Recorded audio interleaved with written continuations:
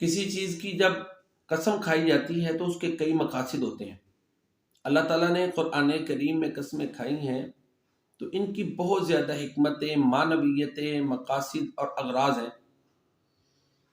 مقسم بھی مقسم علیہ پر شاہد ہوتا ہے. جب قسم کھائی جاتی ہے نا تو جس چیز کی قسم کھائی جا رہی ہے وہ اس چیز پر جس کو ثابت کرنے کے لیے قسم کھائی جا رہی ہے شاہد ہوتا ہے، گواہ ہوتا ہے. تاکید بھی قسم کا بڑا مقصد ہے. اب دیکھیں سورۃ العادیات میں اللہ تعالیٰ نے گھوڑوں کی قسمیں کھائیں گے اور پھر کیا کہا، ان الانسان لربہ لکنود،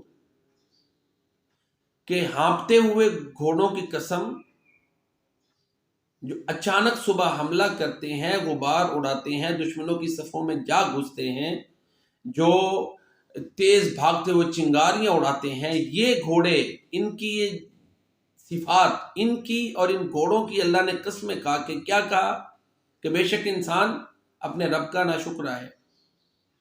وَإِنَّهُ وَلَا ذَلِكَ لَشَهِيدٌ، اور وہ اس پر گواہ بھی ہے. تو یہ گھوڑوں کا کردار واضح کرتا ہے کہ واقعی انسان جو ہے ناشکرا ہے. گھوڑے کا مالک اس کو چارہ ہی ڈالتا ہے نا، کھانا دیتا ہے، اس کے پانی کا دھیان رکھتا ہے، اس کا دھیان رکھتا ہے، تو اس کے لیے وہ اپنی جان سے کھیل جاتا ہے، اپنی جان کی پرواہ نہیں کرتا. تو اللہ تعالیٰ تو حقیقی مالک ہے، اس کی انسان پر بے شمار نعمتیں ہیں، تو انسان اس کا آسان سا کہنا بھی نہیں مانتا. ایک جانور اپنے مالک کے لیے اپنی جان کی بازی لگا دیتا ہے، تو انسان اپنے حقیقی مالک کا کہنا بھی نہیں مانتا. آسان سے آسان چیزیں جن کے اوپر عمل کرنے میں اس کا اپنا فائدہ ہے ان کو بھی نہیں مانتا. تو لہذا یہ گھوڑے جو ہیں ان کا کردار گواہ ہے. یہ اس مضمون کی تائید کرتا ہے کہ انسان جو ہے وہ اپنے رب کا